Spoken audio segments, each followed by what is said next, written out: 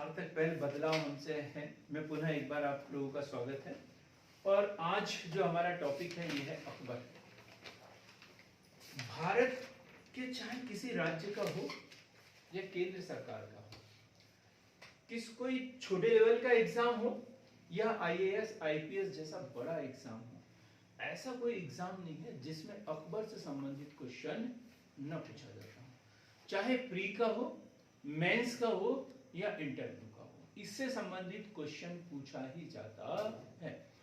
अब अकबर जो है भारत के महान सम्राटों में एक है।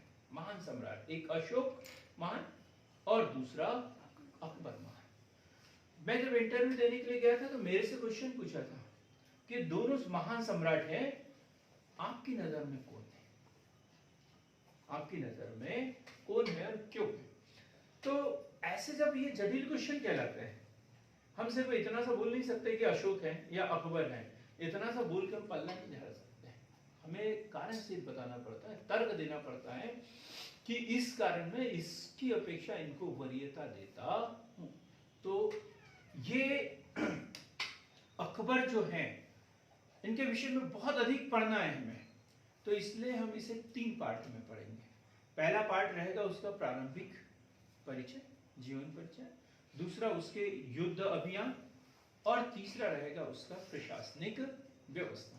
तो 3 वीडियो में पढ़ेंगे हम सम्राट अकबर को। हमने देखा कि 1540 में बेलग्राम का युद्ध या कन्नौज का युद्ध, और उसमें हुमायूं जो है वो अंतिम रूप से शेरशाह सूरी से पराजित हुआ और वो काबुल कंधार की ओर निकल गया। वहीं पे उसने कामरान हिंदाल के आध्यात्मिक गुरु मीर अली की पुत्री हमीदा बानो बेगम से विवाह किया था 1541 में, और उसी हमीदा बानो बेगम से 1542 में अकबर का जन्म हुआ। और कहां हुआ? राणा वीरसाल के महल में। और कहां था उनका महल? अमरकोट में 1542 में अकबर का जन्म हुआ था। तो अकबर का जन्म 15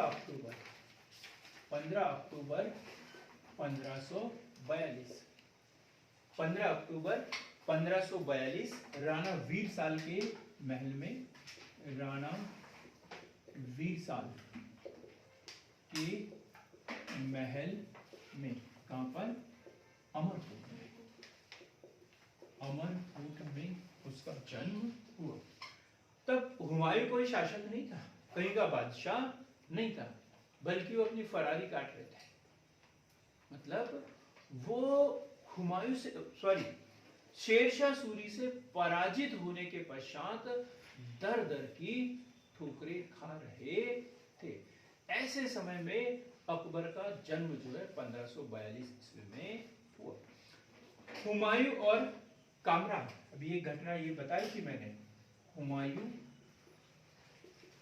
एवं कामरान, हुमायूं एवं कामरान के मध्य, हुमायूं एवं कामरान के मध्य कंधार को लेकर जो युद्ध हुआ या विवाद हुआ, युद्ध हुआ, उसमें क्या किया था कामरान ने क्या किया था? अकबर का कान पकड़ के तोप के सामने लटका दिया था, लेकिन इनको एक जीवन दान मिल गया, बाल बाल बच गए। 1551 यहाँ जितने भी लोग पढ़ रहे होंगे वो सब लगभग 20 साल से तो ज्यादा ही उम्र के होंगे, है ना? लेकिन अकबर कितने साल का था 1551 में? 9 साल का। 1551 में 9 वर्ष की उम्र में, 1551 में 9 वर्ष की उम्र में, 9 वर्ष की उम्र में गजनी की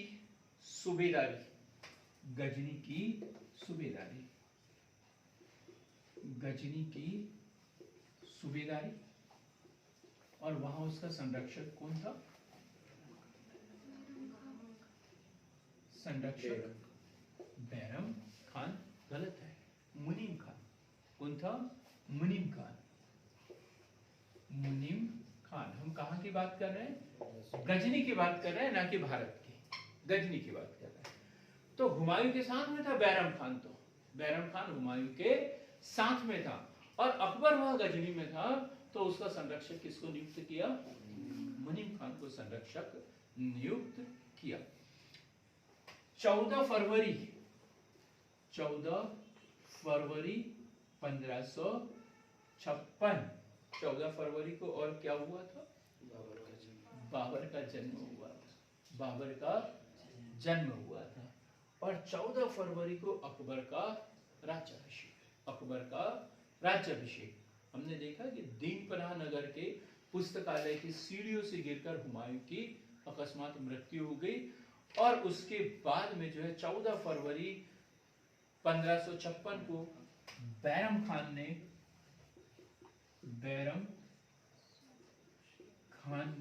कहां पर, ये क्वेश्चन भी इंपॉर्टेंट है, कलानौर में अकबर का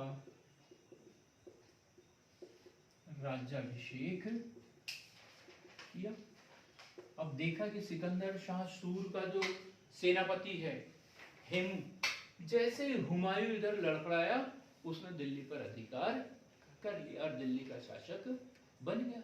और शासन बनते ही उसने विक्रमादित्य की उपाधि धारण कर ली, और मध्यकाल का एकमात्र हिंदू और पूरे भारतीय साम्राज्य का 14वां शासक, जिसने विक्रमादित्य की उपाधि धारण की। अंतिम हिंदू शासक जो दिल्ली की गद्दी पर बैठा था राजतंत्र के रूप में, इसके बाद तो कोई नहीं बैठेगा, फिर मुगल ही। तो ये बैरम खान ने क्या किया कि और स्थिति बिगड़े इससे पहले अकबर का राज्याभिषेक करवा दिया। ये क्वेश्चन बनता है कि अकबर का राज्याभिषेक कब हुआ था और कहां पर हुआ था। उसमें ऑप्शन दिए रहते हैं दिल्ली, आगरा, तो फिर हम दूसरी जगह क्यों जाएं? क्योंकि आगरा में ताजमहल है और दिल्ली में लाल किला है, तो राज्याभिषेक के लिए और कहीं क्यों जाए? तो गलती कर देते हैं, लेकिन उसका राज्याभिषेक कहां पर हुआ? कलानौर में। तो 14 फरवरी 1556 बैरम खान ने कलानौर में अकबर का राज्याभिषेक किया। 1556 से 1560, 1556 से 1560 बैरम खान का संरक्षण, बैरम खान का संरक्षण, क्योंकि 13 वर्ष की आयु, 14 वर्ष, 13 से 14 वर्ष की उसकी आयु है, और ऐसे में वो शासक बना है, तो उसे संरक्षक की आवश्यकता है। तो 1556 से 1560 तक बैरम खान के संरक्षण में अकबर ने शासन किया। कौन सा शासन बोलते हैं इसे? कौन सा शासन कहेंगे? नहीं जी, वो तो बाद में शुरू होगा। तो ये संरक्षक बैरम खान का शासन, बैरम खान का शासन है 1556 से 1560। बैरम खान को इस बात का घमंड था कि हुमायूं, जो सरहिंद का युद्ध हुआ था, हुमायूं की ओर से कौन लड़ा था? बैरम खान लड़ा था। तो हुमायूं को राज्य वापस मिला है तो किसकी वजह से? बैरम खान की वजह से। अकबर का राज्याभिषेक किसने करवाया? बैरम खान ने करवाया। अकबर कैसा है? भी अल्पायु है, तो वास्तविक सत्ता किसके पास में? बैरम खान के पास में। उसे बड़े से बड़ा पद, वजीर, वजीर से बड़ा वकील, सब जो है वो एक ही व्यक्ति के पास में, और वो है बैरम खान के पास में। वही वजीर है, वही वकील है, वही सेनापति, सब कुछ कौन है? बैरम खान है। और अब अकबर से उसे पूछने की भी जरूरत नहीं है। पहले हुमायूं था तो हुमायूं से पूछ भी लेता था, लेकिन अब किसी से पूछने की भी जरूरत नहीं है। सर्वे सर्वा वही है। सर्वे सर्वा कौन है? बैरम खान है। अब धीरे धीरे क्या हुआ? अकबर के कान भरना शुरू। अकबर के कान भरना शुरू। अकबर ने भी कई बार नोट किया कि बैरम खान जो है करता वही है जो उसे करना होता है, नाम मात्र के लिए मेरे से विचार विमर्श तो कर लेता है, लेकिन फिर भी मेरी बात ये मानता नहीं है। ऐसा अकबर ने कई बार महसूस किया, लेकिन चूंकि वो उसका संरक्षक है, उसका गुरु है, उसके पिता के साथ में काम किया है, तो उसके साथ में कोई अन्याय भी नहीं कर सकता है। तो इसलिए उसे 3 ऑप्शन दिए 1560 में। 3 ऑप्शन जो है अकबर द्वारा दिए गए। ठीक, अब हम एक बार बैरम खान के विषय में डिटेल में पढ़ लेते हैं कि बैरम खान को, कि बैरम खान का संरक्षण, तो हम बैरम खान को पढ़ लेते हैं। बैरम खान तो अकबर जो है शिया या सुन्नी, अकबर कट्टर सुन्नी मुसलमान, मुगल जो है वो कट्टर सुन्नी मुसलमान, लेकिन बैरम खान शिया।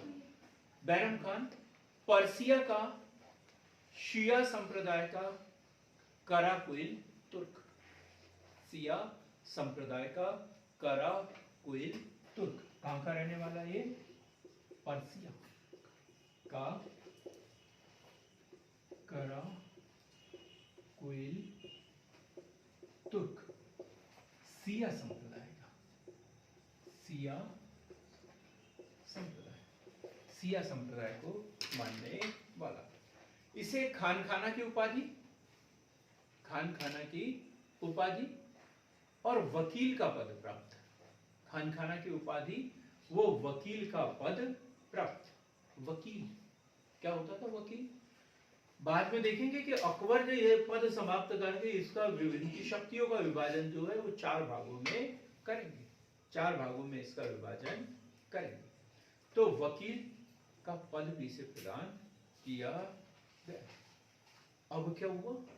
1556 से 1560 तक चलते रहा, लेकिन अब उसमें महामनगा, आदम खान, जीजी अनगा, हमीदा बानू बेगम।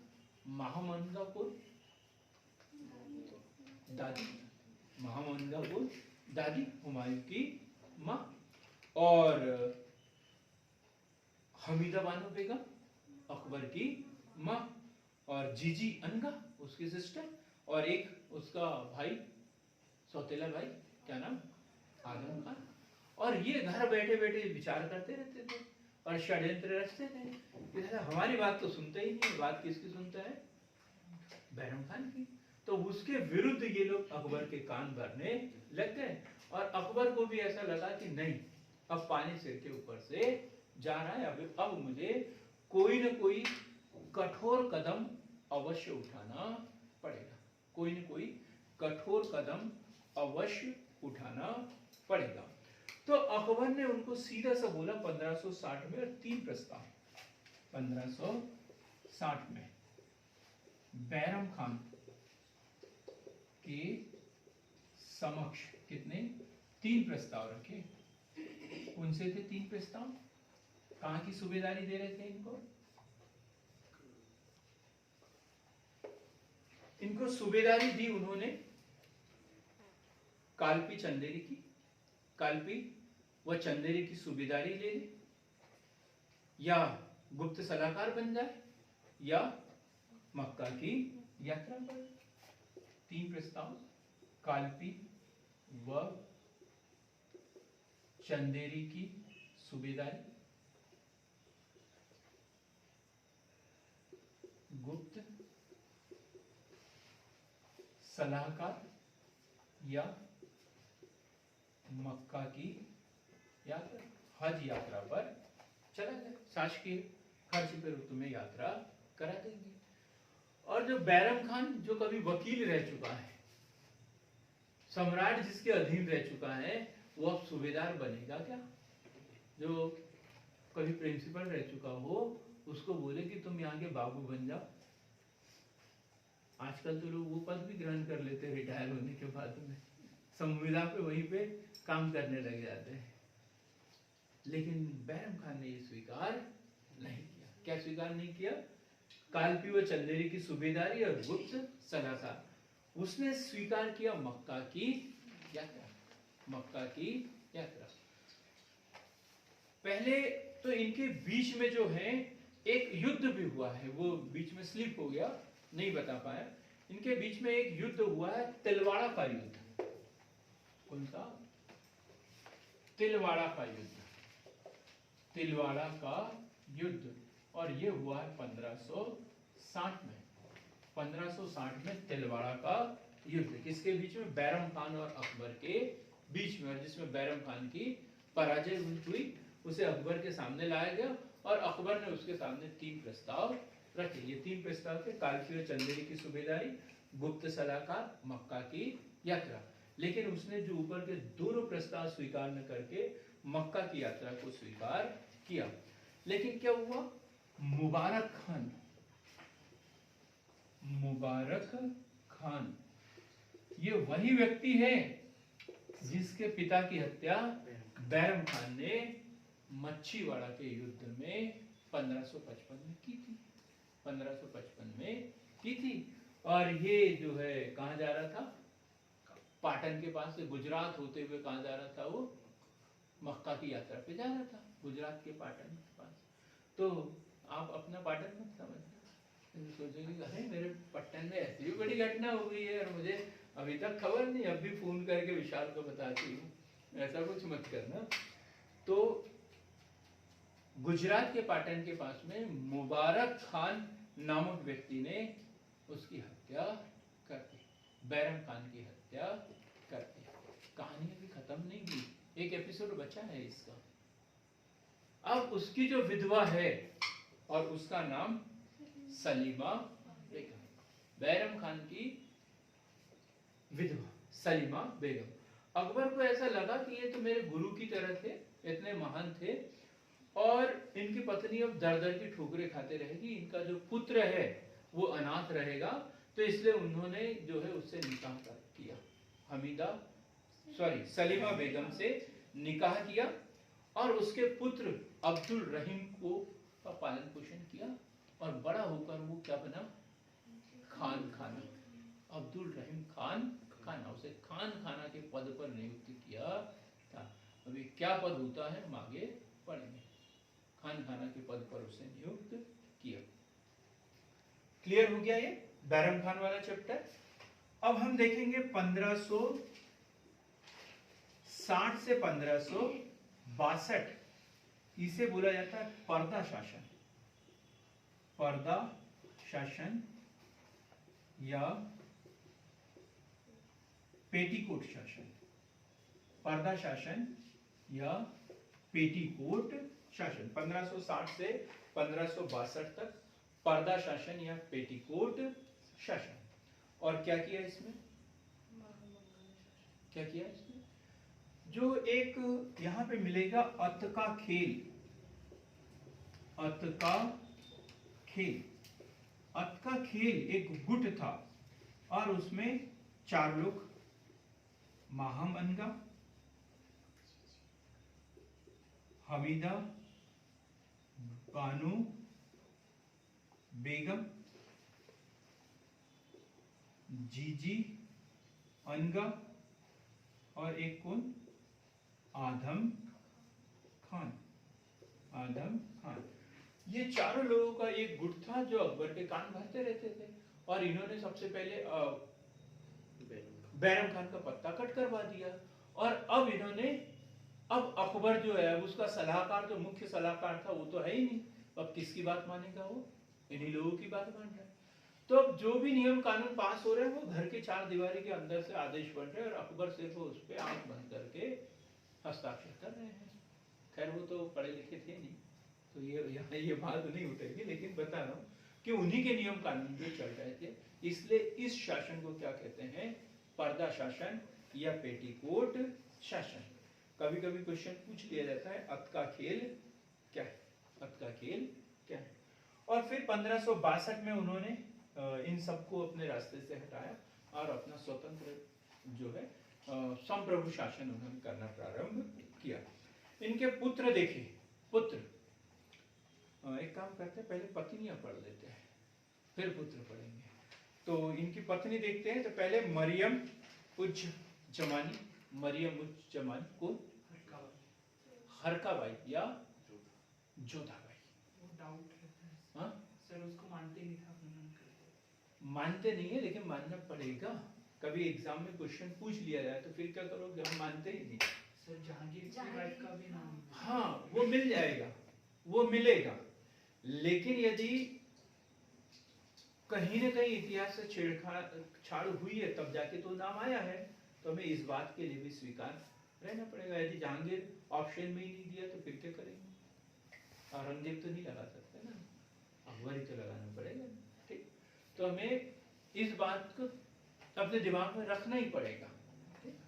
तो क्या मरियम उज जमानी 1562 में जो है इससे जहांगीर का जन्म हुआ था, जहांगीर का जन्म। फिर है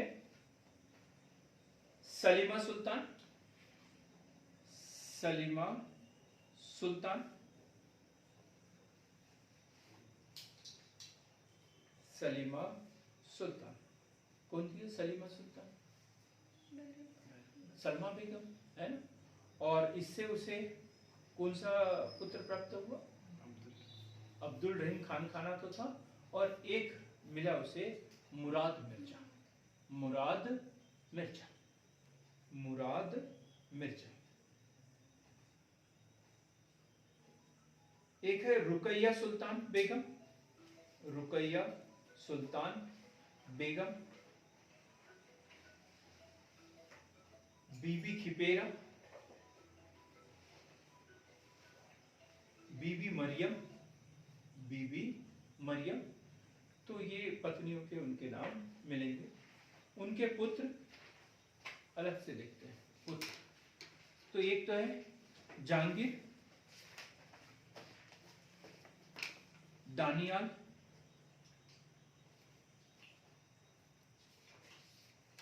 ये उसका प्रिय पुत्र था, अकबर का प्रिय पुत्र कौन था? दानियाल। और कहां पर? बुरहानपुर में इसका महल है, बुरहानपुर में दानियाल। ठीक, फिर है मुराद, बख्श मुराद, हुसैन, हसन, हुसैन हसन। ये उसके पुत्र कौन कौन से? जहांगीर, दानियाल, मुराद, हुसैन, हसन। इसका मतलब ये नहीं है अनूप कुमार की पुत्रियां नहीं थी। बताओ ना, ये याद है? नहीं, क्यों रक्षाबंधन नहीं मनाते क्या? कि पैसे देने वाले बड़े भाई को याद रखते गए नाम है। तो ये आराम बानू, आराम बानू। खानम सुल्तान बेगम, खानम सुल्तान बेगम। शहजादी खानम, शहजादी खानम। मेहरुन निसा, मेहरुन निसा। निसा बेगम, ये उसकी पुत्रिया थी। तो इस प्रकार आज जो है हमने अकबर के बारे में क्या क्या पढ़ा कि कब उसका जन्म हुआ, किन परिस्थितियों में हुआ, बैरम खान के संरक्षण में उसने कब से कब तक शासन किया, पेटीकोट शासन क्या है, पर्दा शासन क्या है, अत का खेल क्या है, ये सारी बातें हमने पढ़ी। अगला जो वीडियो होगा उसमें अकबर के विजय अभियान और उसके सुधार कार्य, प्रमुख सुधार कार्य, उसकी प्रशासनिक व्यवस्था। कोशिश करेंगे हम कि आगे का जो पार्ट है वो पूरा का पूरा एक ही वीडियो में हो जाए। तो बिल्कुल देखना न